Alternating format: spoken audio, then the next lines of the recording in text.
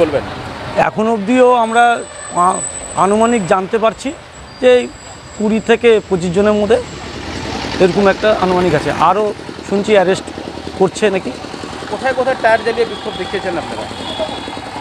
আমরা কালিয়াগঞ্জ শহরে বিভিন্ন মোড়ে টায়ার জ্বালিয়ে আমরা বিক্ষোভ দেখিয়েছি। আর বিশেষ করে কালিয়াগঞ্জ শহরবাসী এই বন্ধের ফুল সমর্থন করেছেন স্বইচ্ছায়।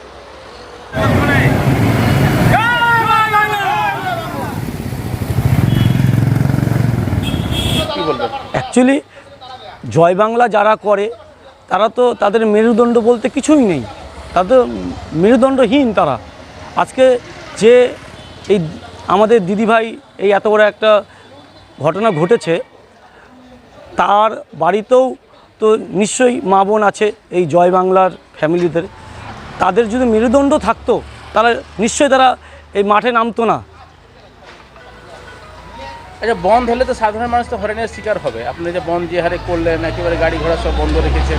অ্যাকচুয়ালি সাধারণ মানুষ এটা চেয়েছিল যে এই সরকারের বিরুদ্ধে একটা বিষয়টা জানানোর জন্য, যে আমরা এই যে নারকীয় যে হত্যাটা হয়েছে তাকে ফুল সমর্থন করেছে। সেটা জাস্ট ফর আমরা আমরা সেটা একটা উপলক্ষ আমাদের একটা দল দেখেছে, কিন্তু জনগণই এটা চেয়েছিল যে এই বন্ধের মাধ্যমে শাসককে দেখানোর যে আমরা এই নারকীয় হত্যার আমরা প্রতিবাদ করছি।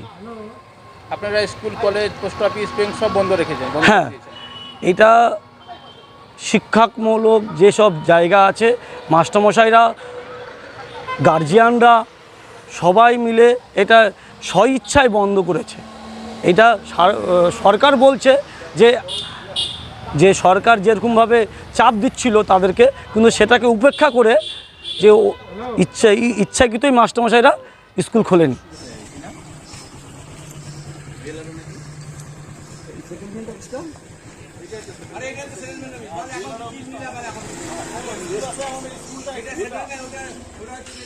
রেজিস্ট্রি অফিসটাতে যেতে হবে। আমারই বলছি রেজিস্ট্রি অফিস আর স্কুলটা প্রাইমারি স্কুলটা তো আছে।